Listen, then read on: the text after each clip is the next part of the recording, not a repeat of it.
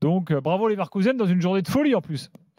Oui, dans le sens où, en fait, c'est vrai qu'il faut féliciter Leverkusen. En Allemagne, on parle de Meisterwerk, qui est un titre utilisé par Kicker, qui paraîtra demain, ce qui veut dire chef-d'œuvre. En plus, il y a Werk dedans, c'est très important, parce que l'un des surnoms de Leverkusen, c'est le Werksclub, le club de l'usine, le club de la fabrique, évidemment. Et c'est vrai que c'est un véritable chef-d'œuvre ce qu'ils ont fait cette saison.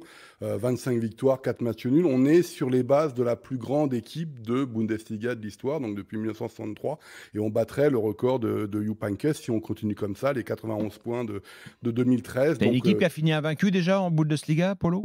Non, il n'y a aucune équipe non, qui a jamais fini invaincue. Jamais, Et encore, là, ce que vient de faire Leverkusen, c'est extraordinaire, c'est qu'ils sont champions en étant invaincus. Guardiola avait déjà perdu un match à l'époque lorsqu'il a été champion. Donc maintenant, le problème, c'est la motivation. Et en Allemagne, évidemment, vous avez peut-être vu le match, vous avez vu les débordements des supporters qui sont descendus sur le terrain avant la fin de la rencontre. C'est vrai que c'est assez extraordinaire.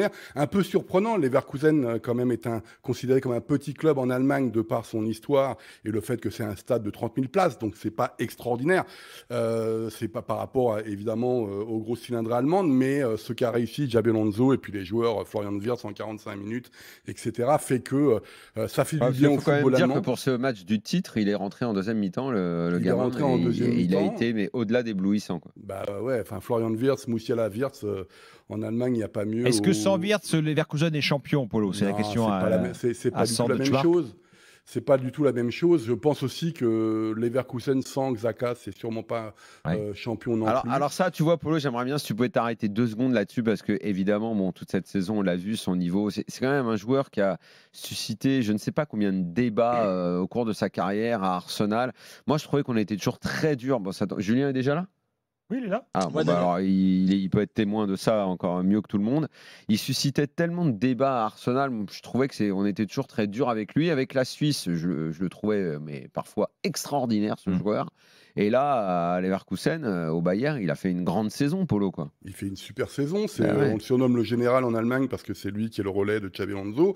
C'est un trentenaire. On en a souvent parlé dans l'after. C'est que, en fait, on parle beaucoup des joueurs qui sont arrivés, Boniface, Grimaldo, etc. Mais moi, j'oublie pas que par rapport à l'ADN de Leverkusen, qui était plutôt de développer des jeunes joueurs ou d'aller chercher des jeunes pépites, comme on dit dans le football européen ou mondial, eh ben, ils sont allés chercher 2 trentenaires pour justement assurer un petit peu la passation des messages. Et c'est Granit Xhaka et c'est Hoffmann. Hoffmann a fait une très très belle première partie de saison, mais Granit Xhaka, j'ai adoré Granit Xhaka, si tu veux, parce qu'il dit c'est très bien, tout le monde est concerné, on n'arrête pas de faire le turnover. Je rappelle que le turnover, c'est pour tout le monde sauf pour lui, quoi. C'est assez extraordinaire ce qui s'est passé. Donc moi, je dis vraiment chapeau à Leverkusen parce que c'est sans aucun doute en Europe aujourd'hui la plus belle équipe d'Europe au niveau du contenu, de ce qu'a réussi Xabi Alonso. Les préceptes de Guardiola sont là, le contre-pressing est là pour récupérer le ballon.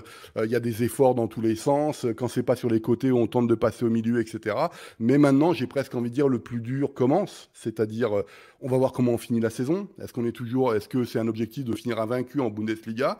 Il y a l'Europa League, il y a la finale de Coupe d'Allemagne, et puis j'ai adoré le message qu'a envoyé Heiner, le président de l'association du Bayern Munich. Rendez-vous à l'année prochaine. On se voit très bien ce que ça veut dire. Le Leverkusen ne sera plus le chasseur, ça va être un chassé. Voilà.